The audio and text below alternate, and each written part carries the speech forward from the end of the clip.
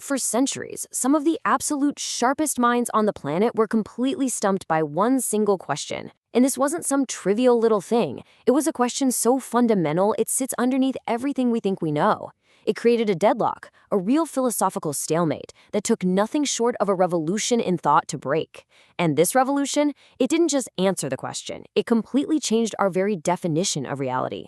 This is the story of that revolution, a deep dive into the German equation that literally reshaped our world. At its core, the problem was this: how do we actually know anything? Is knowledge something we're born with, some kind of innate truth we just have to uncover through pure logic? Or are we born as total blank slates, and everything we learn comes directly from our senses, from our experience of the world? This wasn't just some dusty academic debate, believe me. It was a battle for the soul of knowledge itself. For what felt like an eternity, thinkers were dug in, firmly divided into two opposing camps. Each side was absolutely certain they were right, and because their starting points were complete opposites, there was just no middle ground to be found. Okay, so on one side you had the rationalists. Their whole thing was that our senses can fool us, right? So the only real truths are the ones we can figure out using pure logic and reason, ideas that are already inside us just waiting to be discovered. Then on the other side you had the empiricists. And they basically said, no way, we're born with nothing. For them, all knowledge had to come from the outside in, through what we see and hear and touch. I mean, you can't reason your way to understanding the color red, you just have to see it. And so, there they were, completely and utterly stuck. A total impasse. Think about it. If knowledge is only from reason, how do we ever learn new things about the world? But if it's only from experience, how do we explain universal ideas like math? Philosophy desperately needed a circuit breaker. And that circuit breaker came in the form of a German philosopher named Immanuel Kant. He looked at this centuries-old fight, this huge philosophical tug-of-war, and he proposed something so radical, it just blew the whole debate wide open. He didn't pick a side. He decided to build a bridge. Here's Kant's brilliant move. He basically said, what if they're both right and both wrong? He argued that knowledge isn't an either-or thing. It's a collaboration.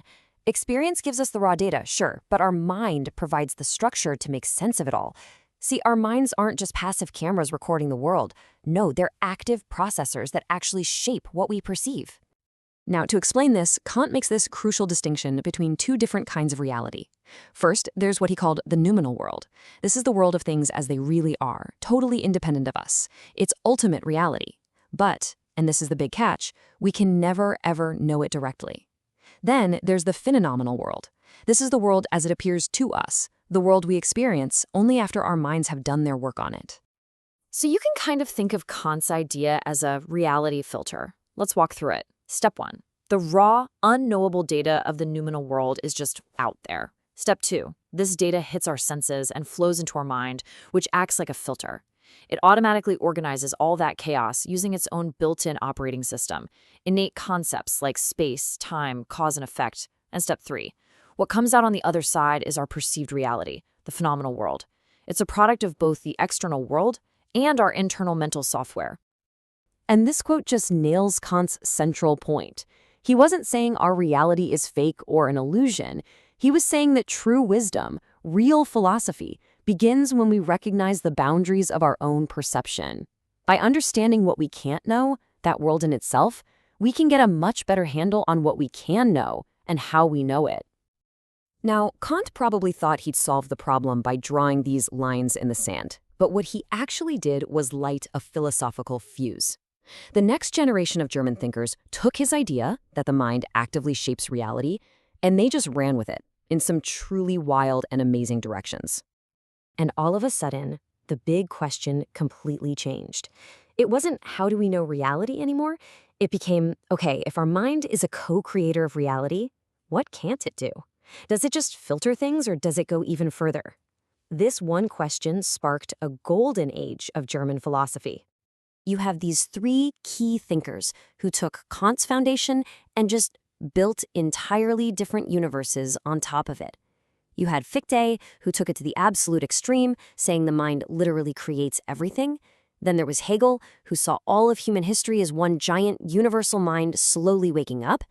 And then Then there was Schopenhauer, who peered behind Kant's curtain and found something not rational at all, but terrifying and chaotic.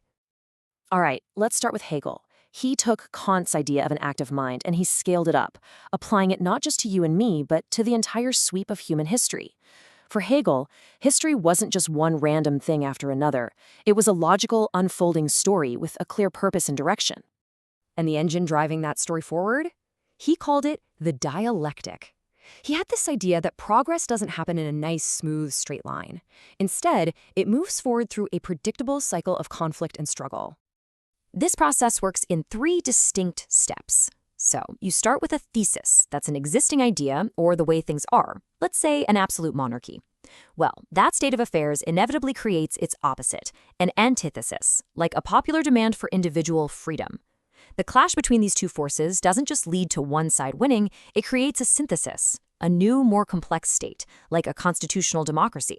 But, and this is key, that's not the end.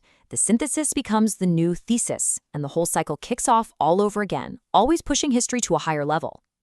But, as you might guess, not everyone was on board with this vision of a rational, orderly progression of history. Hegel's contemporary, a philosopher named Arthur Schopenhauer, saw something much, much darker lurking just beneath the surface of reality. Schopenhauer was with Kant on one major point. The world we experience day to day is a construction of our minds. But then he asked a really chilling question.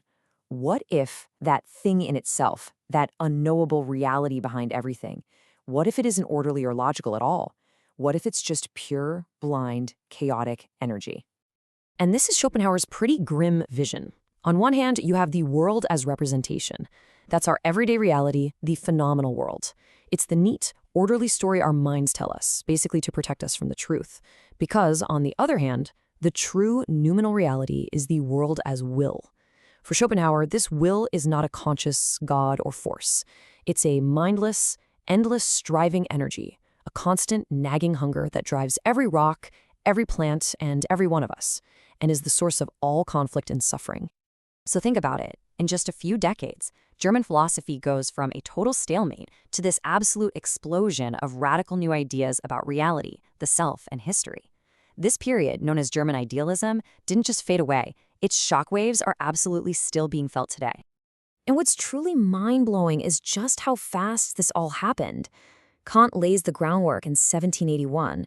Just a generation later, in 1807, Hegel rolls out his grand vision of history. And then only a decade after that, in 1818, Schopenhauer delivers his profound pessimistic counterargument. It was an unbelievably dense and revolutionary period of thought. And you just can't overstate the impact.